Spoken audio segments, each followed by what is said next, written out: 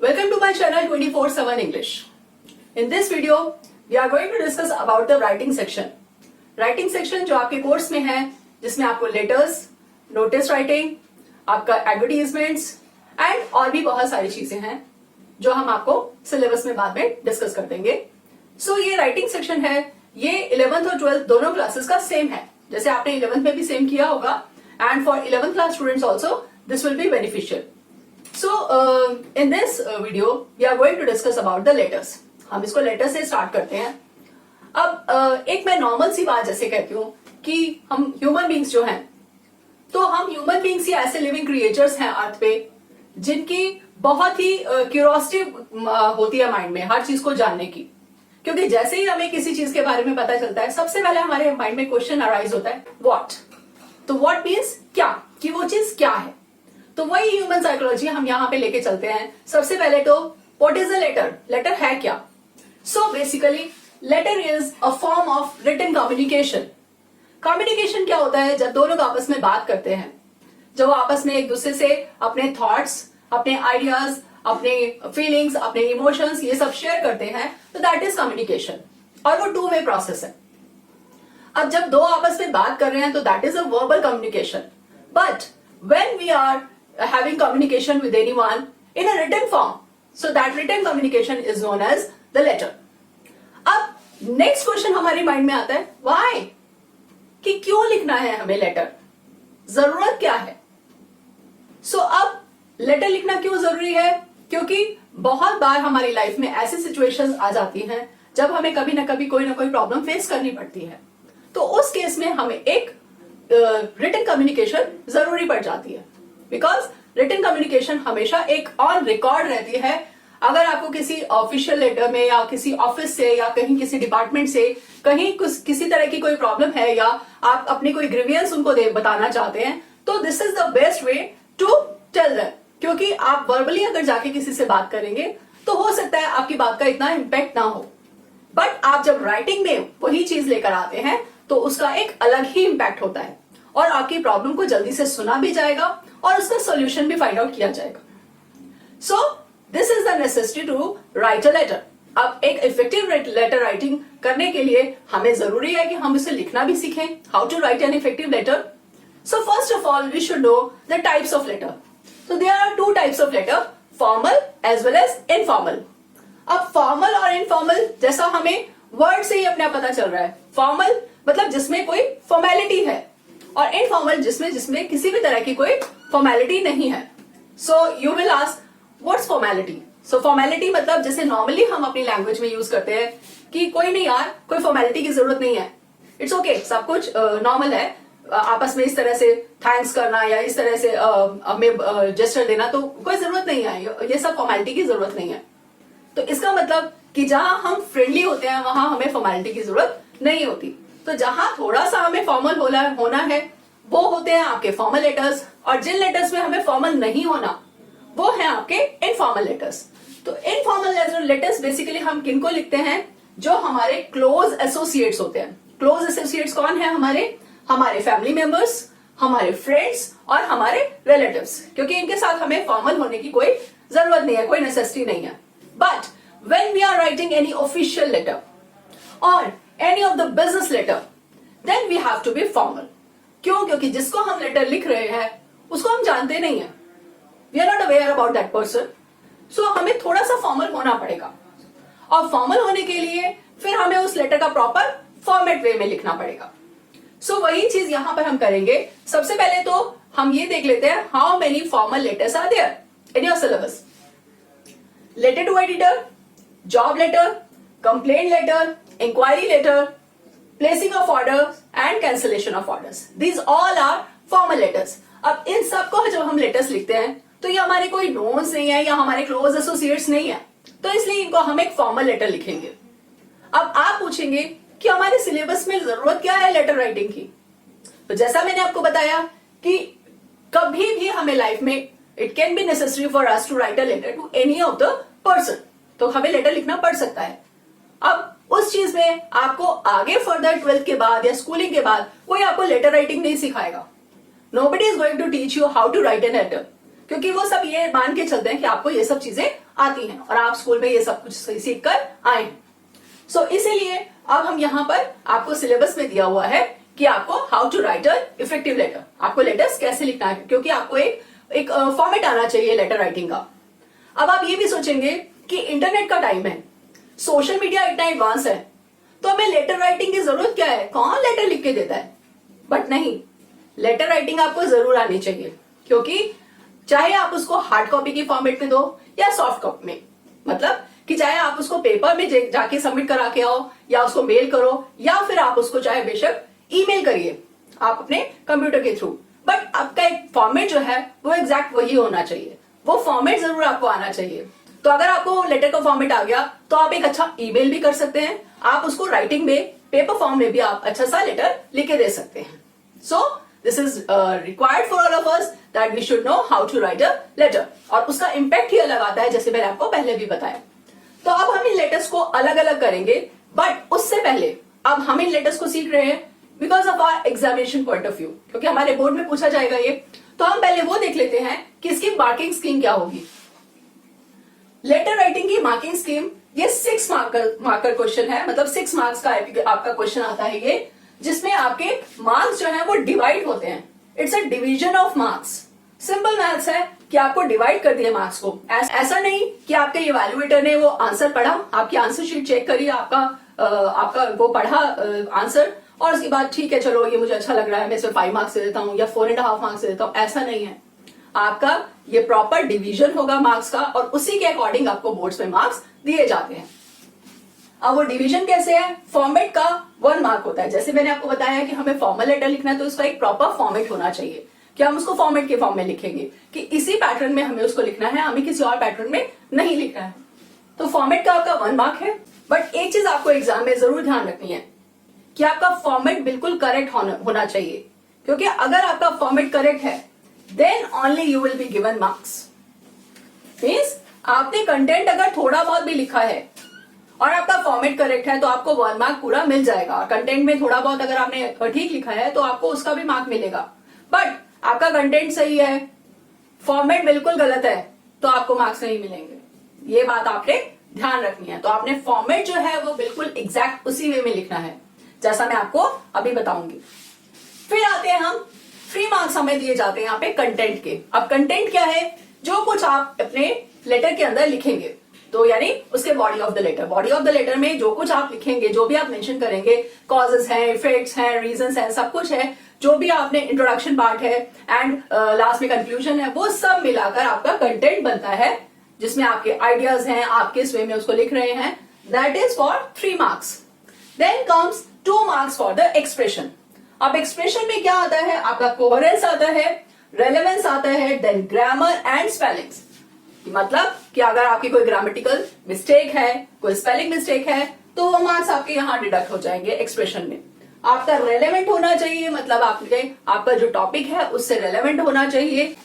And then comes coherence. Coherence मतलब कि systematically और लॉजिकल वे में लिखा होना चाहिए, कि ऐसा नहीं कि सर कहीं है और पैर कहीं है और आप एक लेटर तैयार करके आपने दे दिया, मतलब कि आपका जैसे मन आया आपने वैसे सारा लेटर लिख दिया और आपने उसको उठा के दे दिया। No, you will not be given marks in expression. आपका एक्सप्रेशन के मार्क्स उसमें 0 भी हो सकते हैं। सो ये बात आपको ध्यान रखनी है।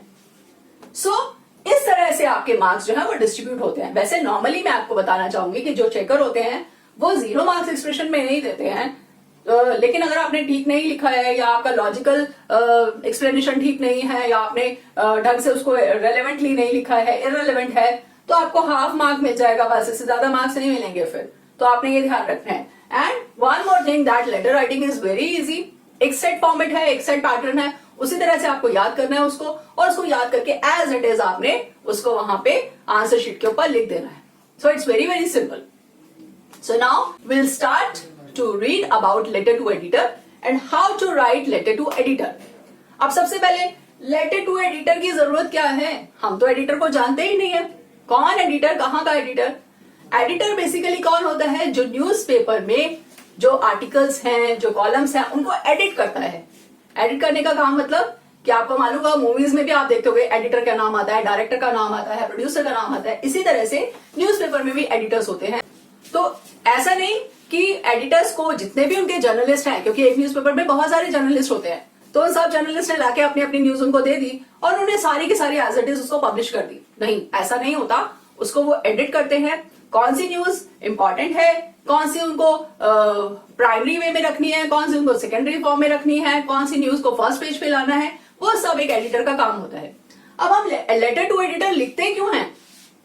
सबसे मेन थिंग, तो लेटर टू एडिटर हम तब लिखते हैं जब भी हमें कोई सोशल इश्यू डिस्कस करना होता है या हमें कोई सोशल प्रॉब्लम जो है वो उनके सामने लेकर आनी है। अब सोशल प्रॉब्लम क्या होती है? सोशल प्रॉब्लम्स वो प्रॉब्लम्स होती है जो हम अपने सराउंडिंग्स में फेस करते हैं, यानी जहां हम रह रहे हैं, जहां हमारा वर्क प्लेस है, या हम कहीं जा रहे हैं, हमारे आसपास के एरिया, हमारे नेबरिंग एरिया में जो जो छोटी मोटी प्रॉब्लम्स हम फेस करते हैं और हम अथॉरिटीज को बताते भी हैं, लेकिन हमारी प्रॉब्लम का कोई सोल्यूशन ही नहीं निकल रहा, तो फिर फाइनली हम लेटर टू एडिटर लिखते हैं। तो हम एडिटर को हम अपनी को अप्रोच करते हैं through our letter so that our problem can be solve. अब सोशल इश्यूज के आपको कुछ एग्जाम्पल मैं ऐसे बता सकती हूँ, जैसे pollution, parking problem, electricity problem, या आपके एरिया में वाटर शॉर्टेज, या आपके एरिया में lack of lights, street lights जिसको होंगी, लैक ऑफ स्ट्रीट लाइट्स, या डार्कनेस, या आपके एरिया में कोई और इस तरह की प्रॉब्लम जहां पे लाइट नहीं है और चेन स्नैचिंग हो रही है। So these all are social issues, social problems.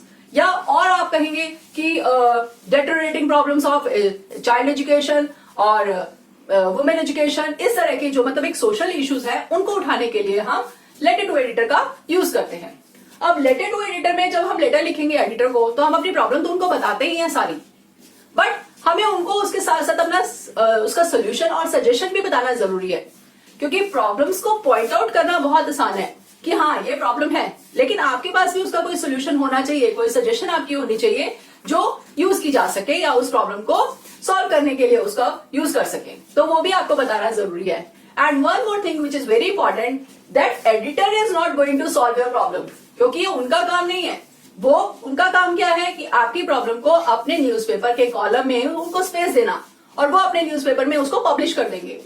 अब फाइनली प्रॉब्लम को सॉल्व किसको करना है? जो उसकी रेलेवेंट अथॉरिटीज हैं, जो कंसर्न्ड अथॉरिटीज हैं, उनके पास वो मैसेज जाएगा और उसके थ्रू वो प्रॉब्लम सॉल्व होगी। जैसे आपने नॉर्मली न्यूज़पेपर्स में देखा होगा, एडिटोरियल कॉलम्स होते हैं, तो वहां पे लोगों के सोशल इश्यूज के बारे में मेंशन किया होता है, तो वो बेसिकली उनके लेटर्स होते हैं जिसको वो अपनी वे में उसमें लिखते हैं और वो वहां पे उसको मेंशन करते हैं और फिर कुछ टाइम बाद उनकी प्रॉब्लम्स का सोल्यूशन भी निकल जाता है। और आजकल तो एक और नया लेटेस्ट ट्रेंड चला हुआ है कि लोग फोटो क्लिक करके वो उनको आगे सेंड कर देते हैं। तो वो आपने देखा होगा कभी न्यूज़पेपर में, आप इसको नोटिस करिएगा कि बिफोर एंड आफ्टर करके इस तरह से फोटोज देखी होती है। जैसे पहले बिफोर की फोटो ऐसे आपको पब्लिश की हुई है जिसमें मेन होल्स जो है वो ओपन है, पैथ होल्स है रोड पे, और नेक्स्ट जो फोटो है वहां पे मेन होल जो है वो कवर हो चुका है, जो गड्ढे हैं, जो पैथोल्स है वो भर दिए गए हैं, मतलब वो प्रॉब्लम जो है वो सॉल्व हो गई है। तो so these are the solutions done through editor, not by editor but through editor. So आइए सबसे पहले हम देख लेते हैं what is the format of a letter, किस फॉर्मेट में आपने लिखना है so that you can get full 1 mark. अच्छा, सबसे पहले मैं आपको बताना चाहूंगी कि लेटर के लिए वर्ड लिमिट जो है that is 120 to 150, it should not exceed 150 and should not be less than 120। तो इतनी आपकी वर्ड लिमिट होनी चाहिए, 120 से 150 आपके वर्ड्स जो है वो होने चाहिए लेटर में। सो अब फॉर्मेट में क्या है? फॉर्मेट फॉर्मल लेटर लिखने का, सबसे पहले हम लिखेंगे सेंडर्स एड्रेस। जैसा कि आप सब व्हाट्सएप यूज करते हैं तो सबको पता है मैसेज सेंड कर रहे हैं, मैसेज रिसीव कर रहे हैं, तो नेचुरली जो मैसेज सेंड कर रहा है वो सेंडर हो गया और जो मैसेज रिसीव कर रहा है वो रिसीवर हो गया। तो इट मींस कि इसी तरह से जब आप लेटर लिख रहे हैं किसी को तो आप कौन हो गए? सेंडर हो गए। And this address will be given in the question paper itself, name और एड्रेस सब कुछ आपको गिवन होगा। तो first of all we will write sender's address, name नहीं लिखेंगे, यहाँ पे सिर्फ एड्रेस लिखेंगे। फिर आपने एक लाइन छोड़ देनी है, जो मैंने साइड में लाइन छोड़ी है वो आपने एक लाइन छोड़नी है। Then you have to write the date and ये सब कुछ एक्सट्रीम लेफ्ट में चलेगा, राइट में कुछ नहीं लिखना, एक्सट्रीम लेफ्ट में। अब कई बच्चे कंफ्यूज हो जाते हैं कि लेफ्ट कौन सा है और राइट कौन सा है, तो उसके लिए मैं आपको एक बहुत इजी तरीका बताती हूँ। आपने क्या करना है, अपनी दोनों हैंड्स को ऐसे सामने रखना है जिस हैंड से आपका एल अल्फाबेट बनता है, आपने अपने आप देखना है, सामने वाले ने नहीं, आपने। तो आपका एल अल्फाबेट जिससे बनता है तो वो आपका लेफ्ट हैंड होगा और दूसरा आपका राइट हैंड होगा। सो इट्स वेरी सिंपल। तो अब आपने क्या करना है, लेफ्ट हैंड साइड में ये सब कुछ रखना है। अब आप कहोगे मेरा हैंड लेफ्ट ये है और मैं लिख इधर रही हूं, बट आपका लेफ्ट तो इधर होगा, राइट। तो आप सेंटेंस एड्रेस के बाद एक लाइन छोड़कर फिर date only in numeric and return. जैसे हम नॉर्मली डेट लिखते हैं, जैसे लिखे 7 जुलाई 2020, तो हम क्या लिखते हैं 7-7-2020, बट आपको वैसे नहीं लिखनी है। अगर आप वैसे लिखेंगे तो आपके मार्क्स डिडक्ट हो जाएंगे। So you have to write proper name of the month, full month, date, month and then year. इस तरह से आपने डेट मेंशन करनी है। देन अगेन आपको एक लाइन छोड़नी है। फिर receiver's address, name and address. अब रिसीवर्स नेम हम ये लेटर टू एडिटर कर रहे हैं, तो एडिटर का हमें नाम तो पता नहीं है, but we will write the editor.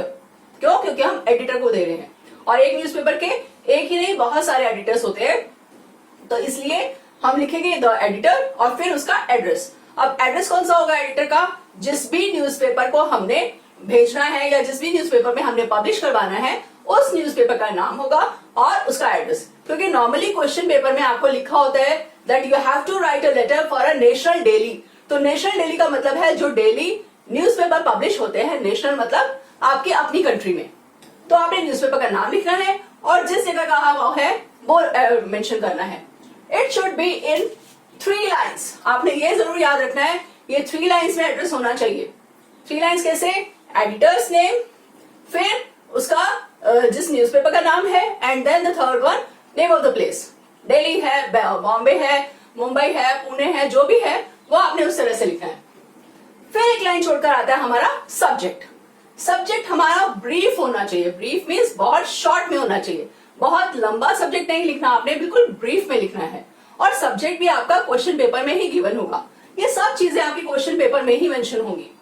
Subject आपने लिखना है। अब सब्जेक्ट के रिक्वायरमेंट क्यों है, क्यों लिखे हम सब्जेक्ट? इसलिए क्योंकि जैसे मैंने आपको बोला कि न्यूज़पेपर में बहुत सारे एडिटर्स होते हैं, एक ही एडिटर नहीं होता।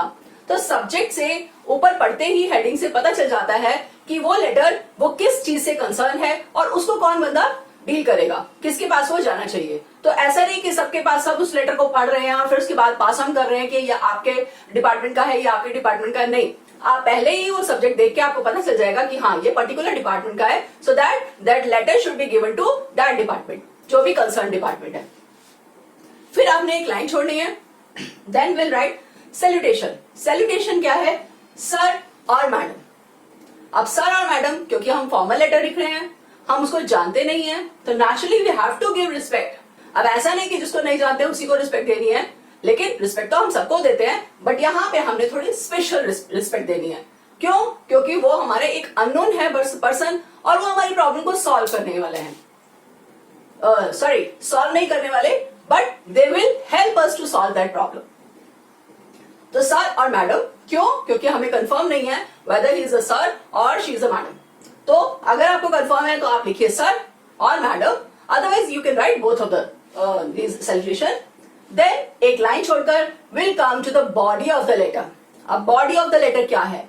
That is the main thing जो मैंने आपको बताया। अब ये फॉर्मेट के तो आपको 1 मार्क मिल गए, बट इस बॉडी ऑफ द लेटर में ही आपको 3 और +2 यानी 5 मार्क्स आपको मिलने हैं। तो आपने क्या करना है? This should be written in 3 paragraphs. Body of the letter should be written in 3 paragraphs. अब वो 3 पैराग्राफ्स कैसे हैं, कैसे उसको डिवाइड करना आप देखिए। फर्स्ट पैराग्राफ होगा वो होगा आपका इंट्रोडक्टरी पैरा। इंट्रोडक्टरी पैरा मतलब आपने जस्ट इंट्रोडक्शन देनी है, वो बहुत बड़ा नहीं होगा, it will be very short. और वो छोटा सा पैराग्राफ आपने सिर्फ इंट्रोडक्शन देने के लिए है। तो इंट्रोडक्शन में क्या, अब इसका मतलब मैंने इसको ब्रैकेट में लिख दिया व्हाट। तो सिंप्लीफाई करने के लिए कि आपने क्या बताना है, क्या आपकी प्रॉब्लम है, क्या आप लिखना चाह रहे हैं, that should come in the first paragraph, introductory para. फिर आता है सेकेंड पैरा। सेकेंड पैरा में क्या होगा? आपका कंटेंट, जो कुछ आपने मेंशन करना है उसकी डिटेल्स। तो आपने वो प्रॉब्लम, जैसे आपको बोला कि लेटर टू एडिटर में हम क्या सोशल इश्यूज को डिस्कस करते हैं, तो यहाँ पे जो भी सोशल इशू है उसकी डिटेल क्या है, उसका क्या कॉज है, कैसे वो क्रिएट हुआ और उसका इफेक्ट क्या है, उसका आपके ऊपर क्या इफेक्ट है, आपको क्यों प्रॉब्लम है उस चीज से। वो आपने इस सेकेंड पैराग्राफ में मेंशन करना है। तो सेकेंड पैराग्राफ आपका कंपैरेटिव टू फर्स्ट पैराग्राफ थोड़ा सा बड़ा होगा, it will be lengthier than the first paragraph. और यहां में आपको सिंप्लीफाई करने के लिए लिखा है why it is a problem for you, why you think this is a problem for all of the people, तो वो वाई आपने यहां लिखना है। Then we come to the third paragraph. Third para में you have to give suggestions and conclusions. जैसे आपको बताया कि पॉइंट आउट करना बहुत आसान है, प्रॉब्लम बताना बहुत आसान है कि ये गलत है वो गलत है, बट उसका सोल्यूशन भी कुछ होना चाहिए, आपके पास भी कुछ सजेशंस होने चाहिए। तो वो सजेशंस और कंक्लूजन्स आपने लास्ट पैराग्राफ में बताने हैं। तो लास्ट पैराग्राफ भी आपका बहुत बड़ा नहीं होगा, ये भी आपका नॉर्मल होगा, बट जो आपका सेकेंड पैरा है वही लेंथी होगा मेनली, और मेन वही है। और मेन इन द सेंस कि इसकी वेटेज ज्यादा है, वेटेज तीनों की ही है, बट कंपैरेटिवली अगर हम परसेंटेज में काउंट करें तो it will B 50% and rest of the two paragraphs will be 25 and 25%। इस तरह से हम देख सकते हैं। तो अब सजेशंस और कंक्लूजन्स के लिए मैंने आपका क्वेश्चन मार्क कर दिया, how you can eradicate the problem, how you can solve the problem. ठीक है, तो ये तीनों जो पार्ट व्हाट, व्हाई, हाउ, जब आपने ये तीनों पार्ट्स लिख दिए इसका मतलब आपका body of the letter complete हो गया। Then will write yours truly, it's a complimentary close. अब आप खत्म करेंगे नीचे तो कुछ मेंशन करेंगे, पहले हम योर्स फेथफुली या योर्स सिंसियरली ये सब लिखते थे, but now we will write yours truly.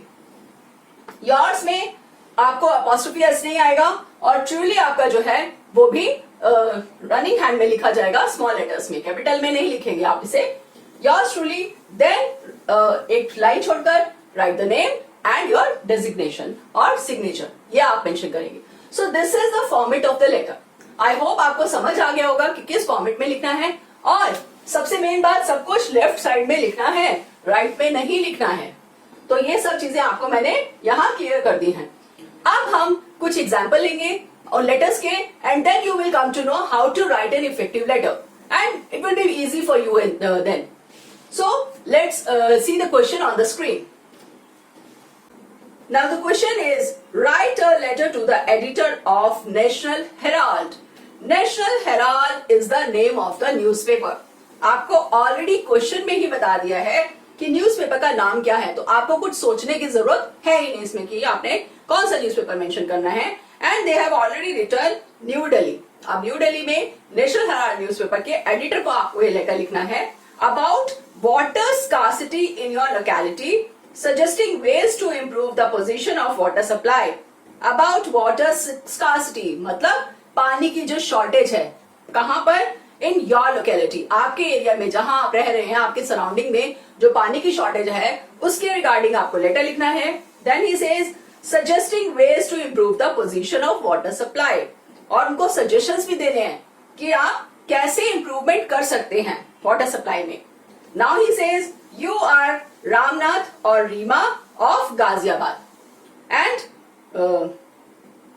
Ghaziabad 824 Kavinagar. Okay, so अब यहाँ पे रामनाथ और रीमा कौन हुआ, सेंडर, यानी हम, क्योंकि उसने बोला है यू आर, तो आप हुए रामनाथ और रीमा दो नाम लिखे हुए हैं। इसका मतलब if the boy is attempting the paper then he is Ramnath, and if girl is attempting the paper she is Reema, मतलब दोनों के लिए, क्योंकि बॉयज और गर्ल्स दोनों जाएंगे तो दोनों जेंडर के लिए उन्होंने बताया है कि लड़का है तो रामनाथ लिखेगा नाम, लड़की है तो रीमा नाम लिखेगी। और रेजिडेंस क्या बताया, एड्रेस गाजियाबाद 824 कविनगर। ठीक है, अब हम इसको लिखेंगे कैसे। यस, जैसे हमने देखा कि न्यूज़पेपर में it's given that you are Ramnath और Reema living in 824 Ghaziabad, Kavinagar Ghaziabad. So 824 Kavinagar Ghaziabad, this is the sender's address, ये हमने सबसे टॉप पे लिख दिया। Then we will write date, एक लाइन छोड़ेंगे फिर डेट। अब आप कहेंगे मैंने पहले तो लिखा था 2 जुलाई 2020, अब मैंने लिख दिया जुलाई 2020। Both of the format are correct, आप ऐसे भी लिख सकते हैं वैसे भी लिख सकते हैं, but the main thing is you have to mention the full month, पूरा नाम मंथ का आपको मेंशन करना है। Then will write receiver's address, and who is receiver here, the editor. So the editor, National Herald, New Delhi 110001। National Herald हमें already given है, और mostly newspaper जो न्यू दिल्ली में है, वो जिस एरिया में उनके ऑफिसेज हैं, वो सब उनका जिप कोड या पिन कोड नंबर वो 110001 ही है। तो आप ये अपने आप ही लिख सकते हैं। फिर एक लाइन छोड़कर will write salutation, that is sir. अब नॉर्मली एडिटर्स जो हैं वो सर ही होते हैं, मेल्स ही होते हैं, बहुत कम न्यूज़पेपर्स में फीमेल्स होती हैं। सो हम we can write easily sir. But आप एक चीज नोटिस की होगी कि मैंने कहीं भी कॉमा नहीं लगाया, मतलब पंचुएशन मार्क कहीं नहीं है। So you also not use any of the punctuation mark, कोई कॉमा फुल स्टॉप आप कहीं यूज नहीं करेंगे, राइट। सो सर के बाद देन अगेन एक लाइन छोड़ेंगे and then we will write subject. अब सब्जेक्ट में हमने जैसे बताया बहुत ब्रीफ लिखना है। So we have written water crisis in Kavinagar, water crisis पानी की शॉर्टेज इन कविनगर, किस एरिया में, वो एरिया मेंशन कर दिया, बस दिस मच इज सफिशिएंट। आपको बहुत लंबा चौड़ा सब्जेक्ट लिखने की रिक्वायरमेंट बिल्कुल नहीं है, क्योंकि आपका सब्जेक्ट जो है वो बिल्कुल ब्रीफ होना चाहिए, छोटा सा होना चाहिए। Okay, now let's come to the body of the letter. अब बॉडी ऑफ द लेटर देखते हैं कि वो क्या लिखेंगे हम। This is the first para, that is introductory para. तो हम क्या लिखेंगे, through the columns of your esteemed newspaper, मतलब आपके एस्टीम्ड मीन्स प्रेस्टिजियस और वैल्यूएबल और रिस्पेक्टेबल न्यूज़पेपर के कॉलम्स के through I wish to draw the attention of the concern authorities. जो कंसर्न अथॉरिटीज हैं, मतलब जो कंसर्न डिपार्टमेंट है जहां तक ये प्रॉब्लम मुझे पहुंचानी है, उनका मैं I wish to draw the attention, उनके अटेंशन को मैं सीख करना चाहता हूं, उनकी अटेंशन इस प्रॉब्लम के ऊपर लेकर आना चाहता हूं। किस प्रॉब्लम पे, towards the problem of water scarcity in our locality. Now it has been written in the question, problem of water scarcity in your locality. Question paper में आपको क्वेश्चन पे ऑलरेडी लिखा हुआ है, लेकिन आपने योर नहीं लिखना, आपने वहां पे आर लोकेलिटी, क्योंकि क्वेश्चन पेपर में तो वो आपसे पूछ रहा है, आपको बता रहा है that you are this and you have this problem. तो यहाँ पे जब आप लिखेंगे तो आपने उसको चेंज कर लेना है, ठीक है। अब यहाँ पे ये जो दो लाइन्स हैं, ये आपको you have to keep in your mind, you have to remember it, you have to mug it up. क्या, through the columns of your esteemed newspaper I wish to draw the attention of the concerned authority towards the problem. अब जो भी problem है वो आपके question paper में given होगी।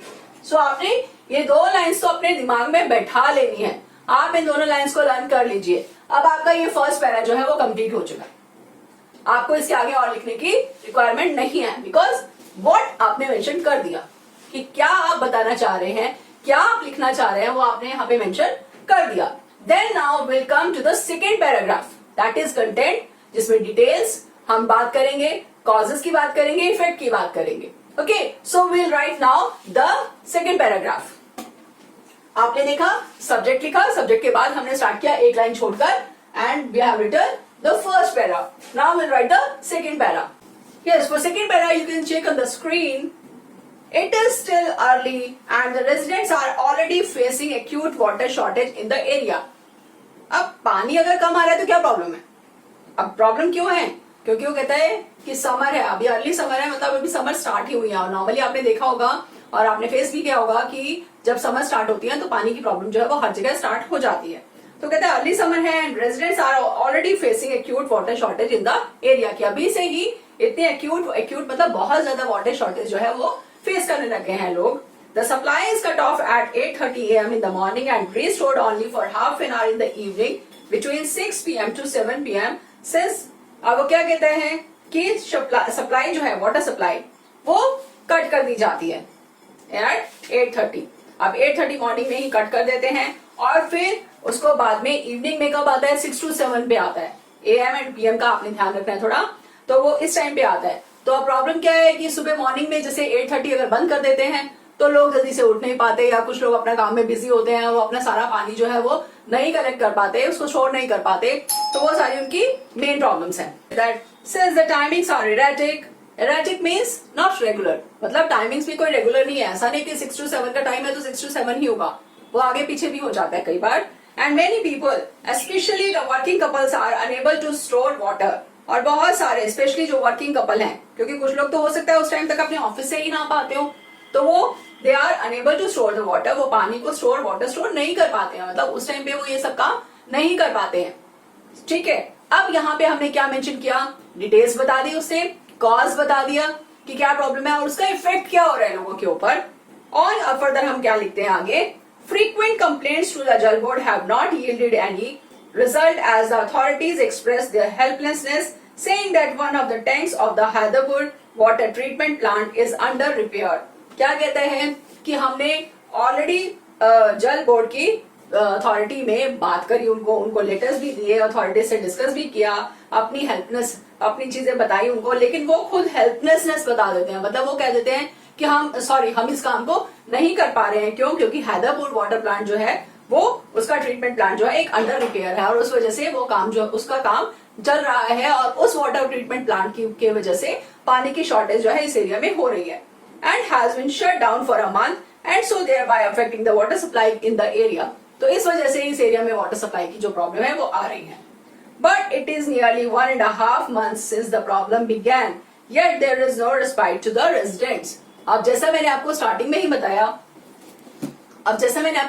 बता दिया था कि जब हम लेटर टू एडिटर लिखेंगे तो editor is not going to solve our problem, he will help us to send the letter और द कंसर्न और the problem to the concerned authorities, और वो अथॉरिटीज हमारी प्रॉब्लम को फिर फर्दर सॉल्व करेंगी। तो मतलब हमने उनसे बात करी अथॉरिटीज से, हमने उनको लेटर्स भी दिए, हमने उनको डिस्कस भी किया, लेकिन उन्होंने कुछ काम नहीं किया इसमें। तो इसलिए अब हम लेटर लिख रहे हैं एडिटर को, because editor will say to them और editor will pressurise to them for this work, क्योंकि वो कहते हैं कि 1.5 months ऑलरेडी हो चुके हैं और हम अभी सफर किए ही जा रहे हैं। सो ये आपका सेकेंड पैराग्राफ हो गया। मतलब इसमें हमने डिटेल्स, कॉजेज, इफेक्ट, ये सब कुछ देख लिया। तो this is the whole content. Now will check the third and the last paragraph which will contain the suggestions. Now we'll go to the third paragraph. So third paragraph हम देखते हैं। तो उसमें क्या होता है कि अब हमें सजेशंस देनी है, कंक्लूजन्स देने हैं आपने कि हमने क्या कंक्लूड किया। तो अब हम सजेशन क्या दे सकते हैं? आप जब वाटर दिल्ली जल बोर्ड ही, जब वो डिपार्टमेंट ही बोल रहा है कि हम हेल्पलेस हैं, हम नहीं उस टाइम कुछ कर पा रहे हैं, तो हम ये उनको सजेस्ट कर सकते हैं कि एटलीस्ट कम से कम टैंकर्स तो प्रोवाइड कर दो, so that we can get the water. Time to time tankers आ जाएं तो वही हमें पानी दे दें। तो वही चीज हम यहाँ पे मेंशन करेंगे, क्योंकि इसके अलावा और कोई सजेशन हम दे नहीं सकते। सो द जल board should in the mean time make provisions for water tankers. मतलब मीन टाइम मतलब बीच बीच में जल बोर्ड ये प्रोविजन दे सकता है कि वो वाटर टैंकर्स भेजे at different hours of the day. अलग अलग टाइम पे, ये नहीं एक फिक्स टाइम पे, अलग अलग टाइम पे टैंकर्स प्रोवाइड करे कि रेजिडेंट्स जाकर अपना पानी ले सके वहां से। And also measures must be taken to expedite the repair work। और कुछ ऐसा उनको काम करना चाहिए, measures मतलब अपनी तरफ से कुछ ऐसा करना चाहिए जिससे expedite means speed up, कि जो उन्होंने कहा है कि वाटर ट्रीटमेंट प्लांट का काम चल रहा है, that is on the repair, so it should expedite, मतलब उसका काम जो है वो फटाफट हो जाए, उसका स्पीड अप हो जाए, जल्दी हो जाए। So this is all the letter and you can see on the screen the entire letter and even I have provided in the link also, so you can go through easily। Then we'll write the complimentary clause, yours truly, and then name. Name हमें already given है question में, Ramnath and Reema. अब जो boys हैं वो रामनाथ लिखेंगे, जो girls हैं वो रीमा लिखेंगे। So please do it as it is. अपनी कॉपी में, अपने रजिस्टर में कहीं पे भी इसको नोट कर लीजिए एंड इसको बार बार ट्राई टू माग इट अप। माग इट अप मीन्स आप इसको लर्न कर लीजिए। लर्न करने से क्या है कि आपका जो इंट्रोडक्टरी पैरा है वो आपको बिल्कुल याद हो जाएगा, क्योंकि जब भी आप लेटर लिखते हैं आपका introduction and your last paragraph, that is suggestions और कंक्लूजन्स, वो बहुत इफेक्टिव होना चाहिए। कंटेंट आपके थोड़े से नॉर्मल भी होंगे, कॉजेस इफेक्ट आपके थोड़े ऊपर नीचे भी होंगे, मतलब कम ज्यादा भी होंगे तो चलेगा, बट आपका जो इंट्रोडक्टरी पैरा और आपका लास्ट पैराग्राफ ये इफेक्टिव होने चाहिए। Now let's see another example of a letter. You have noticed many stray animals on the road during the busy hours of the day. Stray animals जो आवारा animals घूमते रहते हैं। अब सबसे पहला काम आपका क्या होना है कि आपने क्वेश्चन को अच्छे से पढ़ना है and then you have to understand it, क्योंकि जब तक आपको क्वेश्चन ही अंडरस्टैंड नहीं होगा, आप समझ नहीं पाएंगे, then how will you write the letter. So stray animals जो किसी भी टाइम पे बिजी आवर्स में, स्पेशली बिजी आवर्स कौन से होते हैं? मॉर्निंग टाइम जब ऑफिस लोग जाते हैं, ऑफिस आवर्स जिसको हम नॉर्मली कहते हैं, या इवनिंग में, तो उन टाइम पे स्ट्रे एनिमल्स जो हम रोड पे घूमते रहते हैं। These animals have caused traffic jam as well as accidents। Cause बता दिया, अब आपको थोड़ा सा और उसने सिंप्लीफाई कर दिया कि आपको कॉज यहाँ पे खुद ही बता दिया कि क्या क्या प्रॉब्लम है, होता क्या है कि cause traffic jam as well as accidents. Now you have already written to the concerned authorities, but no action has been taken so far. जैसे आपने पिछले लेटर में देखा कि जल बोर्ड को कंसर्न अथॉरिटीज को लेटर लिखा बट नथिंग हैपेंड, तो सेम में यहाँ ये मेंशन कर रहा है कि कंसर्न अथॉरिटीज को लेटर लिखा गया है. अब कंसर्न अथॉरिटीज कौन है? जो स्ट्रे एनिमल्स को देखेंगी, यानी म्यूनिसिपल कॉर्पोरेशन. सो वो वहां पे ऑलरेडी मेंशन कर चुका है, उनको बता चुका है, but no action has been taken so far. So write a letter to the editor of a leading newspaper.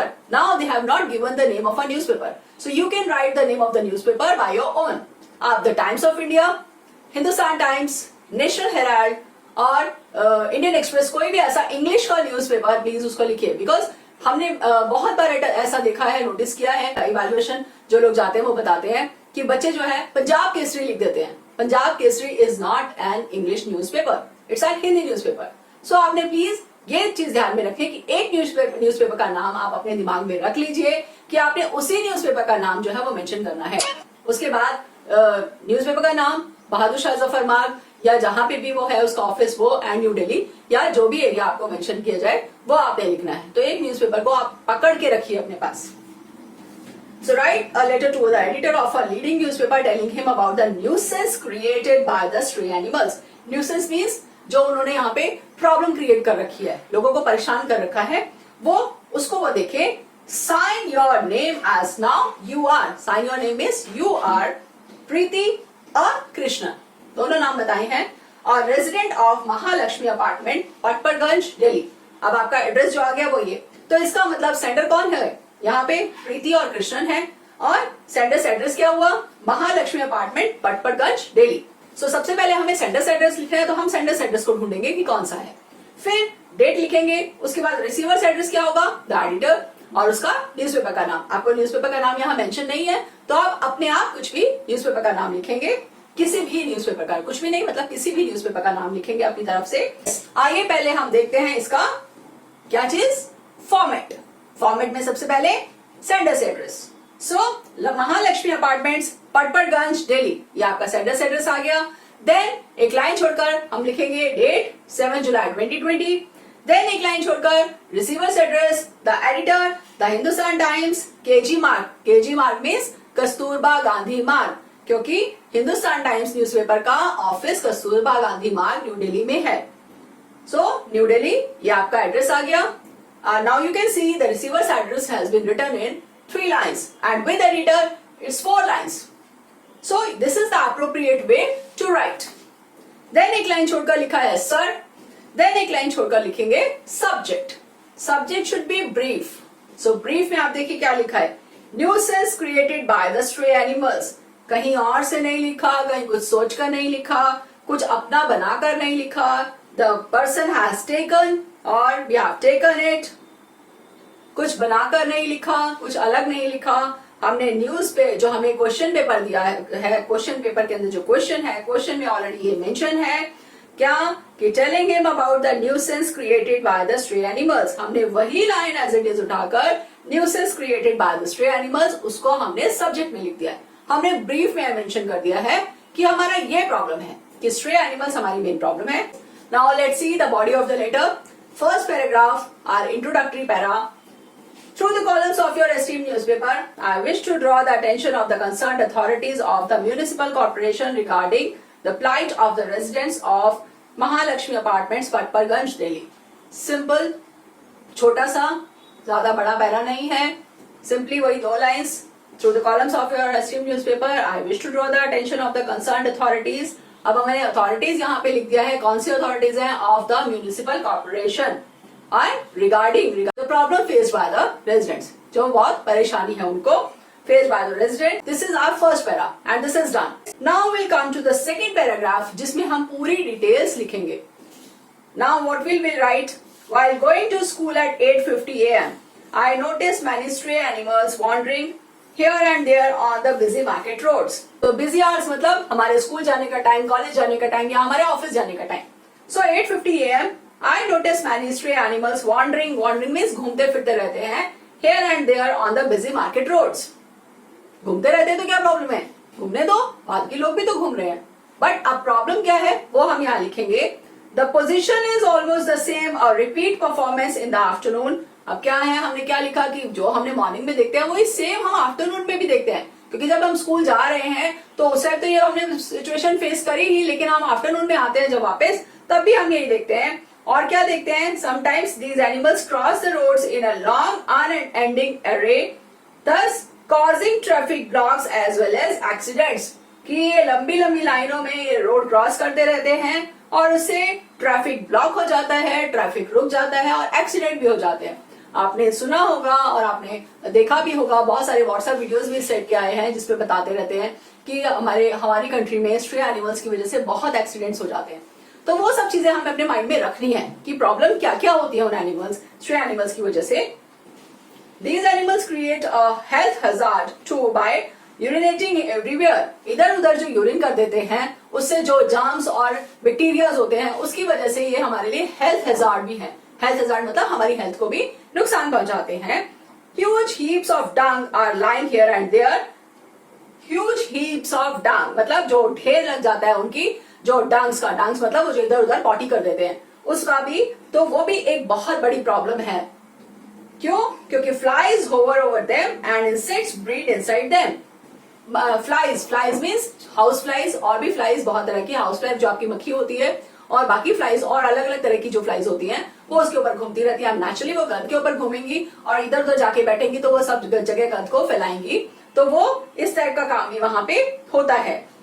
We have already written to the concerned authority. Now we are writing our last paragraph, our concluding paragraph, or giving our suggestions also, that we have already written to the concerned authorities but no action has been taken so far। लिखा तो हमने बहुत बार है concerned authorities को, जो हमें question में already given है, लेकिन कुछ भी नहीं हुआ। ये हमें एज इट इज हमने क्वेश्चन में से लिख दिया। The authorities are requested to depute officials to catch these stray animals and send them to the animal shelter। अब हम अपनी सजेशंस क्या दे रहे हैं, क्या बता रहे हैं हम, कि हम अथॉरिटी से रिक्वेस्ट करते हैं टू डेप्यूट ऑफिशियल्स, कुछ ऑफिसर्स को डेप्यूट करें, मतलब इस जॉब पे लगाएं, क्या करने के लिए, to catch this stray animals, इन एनिमल्स को पकड़े and send them to animal shelter. अब उनको जेल में तो नहीं डाल सकते या पुलिस स्टेशन तो नहीं ले जा सकते, तो वो कहाँ जाएंगे, वो एनिमल शेल्टर में जाएंगे, तो इसलिए उनको ले जाके एनिमल शेल्टर में छोड़ कर आए। If unclaimed these might be auctioned. Now what is if unclaimed? अब स्ट्रे एनिमल्स में कौन आते हैं, आपने देखा होगा कि गायें घूमती रहती हैं इधर उधर, डॉग्स वगैरह घूमते रहते हैं। कई बार डॉग्स बहुत अच्छी ब्रीड के भी होते हैं, गायें जो है वो ऐसे घूम रही हैं, बकरियां घूम रही हैं, तो वो कहते हैं कि इन सबको बंद कर दिया जाए। और अनक्लेम्ड, अगर कोई इसको क्लेम नहीं करता, अगर कोई भी आदमी आके ये नहीं कहता कि ये हमारी हैं, तो इनको ऑक्शन कर दिया जाए, मतलब इनको बेच दिया जाए मार्केट में। It is hoped that an early action will be taken by the concerned authorities। तो हमने अपने सजेशंस क्या दे दिए, हमने अपने सजेशंस में ये बता दिया कि ऑफिशियल्स को डिप्यूट करो ताकि वो इन स्ट्रे एनिमल्स को पकड़े और इनको एनिमल शेल्टर में डाल दें, और अगर इनको कोई आके क्लेम नहीं करता तो आप इसको बेच दें, इनको ऑक्शन कर दें। तो it is hope that an early action will be taken by the concerned authorities. मैं होप करती हूँ या मैं होप करता हूँ, मैं पूरी आशा रखता हूँ कि मेरी जो ये प्रॉब्लम है इसका एक्शन फटाफट होगा और कंसर्न्ड अथॉरिटीज इसके ऊपर एक्शन लेंगी और ये काम करेंगी। Then we will write complimentary close, yours truly, and then our name Preeti. बॉय है तो आपने अलग नाम लिखना है जो उसका गिवन है। अब बॉय के लिए क्या गिवन है, कृष्णन, सो बॉय ने लिखना है कृष्णन एंड मैं लिख रही हूँ, so I am writing Preeti. So now I hope that you understood how to write an effective letter to editor. क्यों लिखना है, किस लिए लिखना है, कैसे लिखना है, वो सब आप समझ गए होंगे। फिर भी अगर आपको कोई डाउट हो then please comment me in the comment box. I am always ready to help you. And further I would like to say कि I have provided these letters in the link also, you can go through these letters. और इसके अलावा एक दो letters मैं और भी आपको लिंक में प्रोवाइड कर रही हूँ, वो भी आप लेटर्स देखिए। जब आप इन सब लेटर्स को देखेंगे तो आप देखेंगे कि हमारा इंट्रोडक्टरी पैरा जो है वो सब में ऑलमोस्ट सेम है, और जो प्रॉब्लम है वो हमने सिर्फ क्वेश्चन में से उठा के लिखी है। और लास्ट में सजेशन जो है वो बहुत ज्यादा देने की जरूरत नहीं है, एक या दो सजेशन आप अपनी तरफ से दीजिए, दैट्स सफिशिएंट, ठीक है। और बीच में कंटेंट में आपने थोड़ा डिटेल्स मेंशन करनी है, कॉज और इफेक्ट जरूर मेंशन करने हैं, क्योंकि हम सोशल इशू को डिस्कस कर रहे हैं, तो सोशल इशू के लिए हमें कॉज और इफेक्ट को मेंशन करना बहुत जरूरी है कि वो प्रॉब्लम है तो क्यों है, आपको क्या दिक्कत है उससे, तो ये सब बताना भी जरूरी है। I hope this video is informative as well as very useful to all of you, and please like, share and subscribe my channel and comment me in the comment section. And next time I'll come with another video on a different letter.